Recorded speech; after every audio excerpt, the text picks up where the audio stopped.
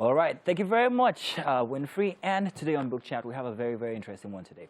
We have an interesting book titled Priceless Memories, an autobiography of a broadcast journalist written by Lukman Musa, a seasoned broadcast journalist.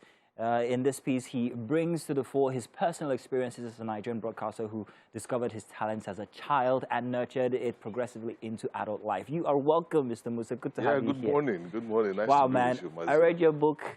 Very interesting book, first of all. There's always something about being a broadcaster. People always see you as the voice or the face, but they always forget to note that you had a life before that, growing up and those interesting things.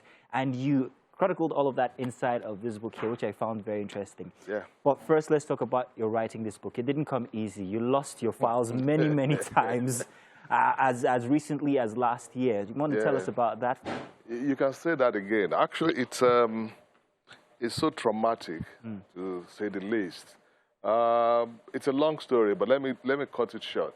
Now, around 2018, I started writing the book seriously about 2018. You know, after making several attempts. You know, I had planned to write a book when I turned 50, but that couldn't be. 55, I couldn't make it. So at 60, I was determined, and that was about 2018. I was in Ilaro, you know, my hometown. Where you grew up? Yeah, where I grew up. And I was a member of the Orono Ilaro Festival Planning Committee, which, by the way, is also coming up very shortly.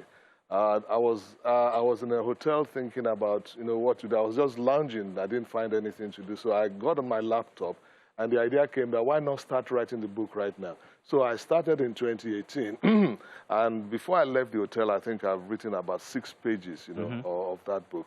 And fast track to 2020. By 2020, I had about 14 chapters. In fact, the book was almost completed. It's the process of editing and all that stuff. And suddenly, my hard drive, where I saved went bad. You know, went bad. And I made effort to recover the hard drive, but to no avail. And so my only respite then was that I had it on my computer, you know, on my laptop computer. Which you also lost as well. Yeah, which eventually, you know, because while I was dragging to find another hard drive to transfer it and save it, or perhaps save it in the cloud, you know, these were lessons that I've learned, really.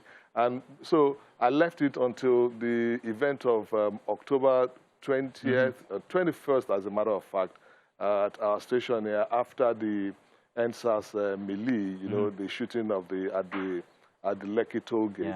And so unfortunately, you know the story. Yeah, you lost that one as well. Yeah, but TVC so you was burnt out. So I lost that laptop too. So I was actually discouraged. Yeah. You know, this was like very close to my birthday, less than a year, as a matter of fact, to my birthday. So I said, what am I going to do again after several years of writing and packaging it? So I lost the hope. And because I didn't tell anybody, actually, it was not announced that I was going to write a book to celebrate my 60th birthday.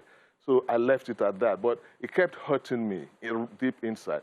Fast track to early February of this year, a colleague of ours, you know him, Ola, who is also an author, you know, he was at the point of launching another book in February of this year, and he approached me. We talk a lot, quite a lot, and he told me, "Oh, guy, I'm launching another book." I said, So it hurts me when I heard him talk about writing another book, and this had been my passion, this had been my dream, and so I just talked to him. I said, Ola, you know what? And I told him that story, which I just told you now. And he assured me, he said, oh, guys, it's still possible. Eventually, he inspired you to start all over again in that short period up until now, and you have the book out. Yes. Now, very interesting. Now, this chronicles your journey as a journalist, as a broadcast journalist. And I found it very interesting, the fact that you actually had some idols that are actually my idol as well. That's interesting. In your book, you mentioned that you got your first real experience at OGBC. Now, many people don't know the active role OGBC actually has in establishing modern media in Lagos even, and this is Ogun State Broadcasting Corporation we're talking about. And you mentioned certain names. Femi Sholu was one of those names. And I remember being 5 or 10, cleaning my dad's white 504 and listening to Femi Sholu. And to have that, you also found him as an idol as well. It was very interesting to read in the book. Not much as an idol, because Femi is about 5, 6 years older than I am.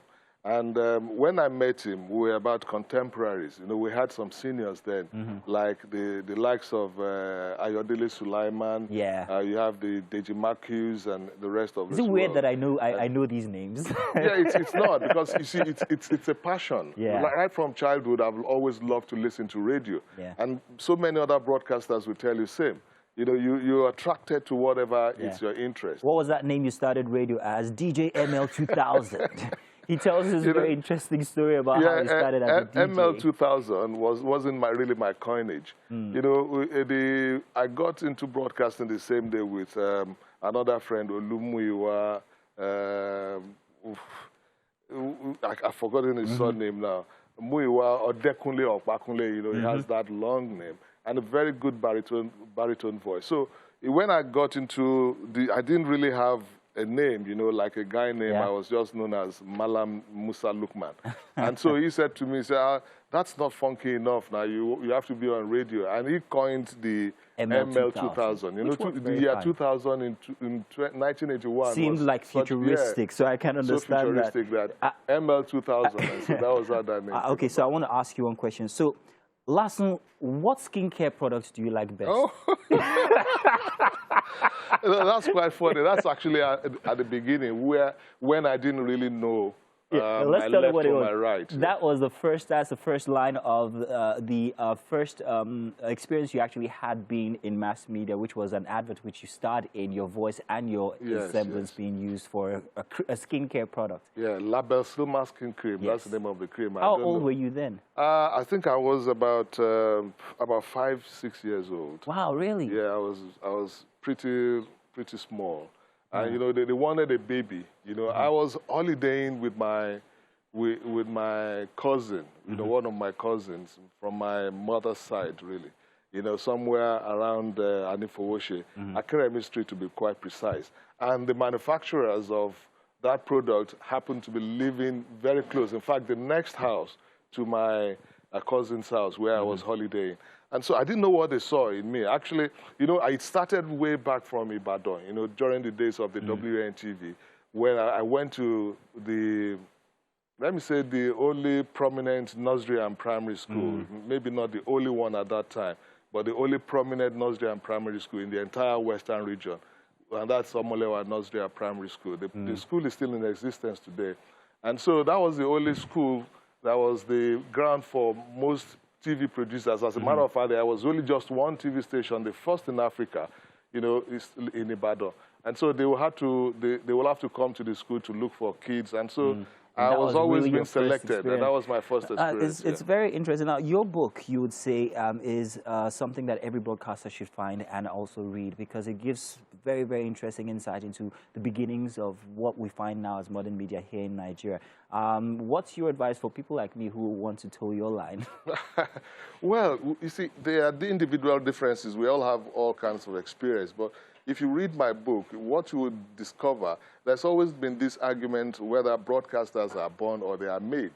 You know, but then my book will tell you that, yes, broadcasters are born, but they are equally made, because you need training to hone your skills. You know, these are talents that they are inbuilt. You know, you came with their talents. And so the book will tell you a lot about about being dedicated, following your passion, because I never thought of doing anything else from childhood. I found the book very, very interesting, especially your early life, the part where you were selling eggs and you defrauded the poor woman with the boiled eggs and the raw eggs. Well, please don't expose everything. I'm not going to tell you that part. You guys have to find it and read it. It's very interesting. You want to read this, Priceless Memories, and by DJ ML 2000 in the building here. Thank you very much, sir, for joining us. Thanks, we look forward to seeing other books that you might be writing and other projects. Yeah, let me quickly say this. This is not a complete story. This is not my complete story, actually, because it did not capture my experience with TVC, where I'd spent about 16 years of my broadcast journey.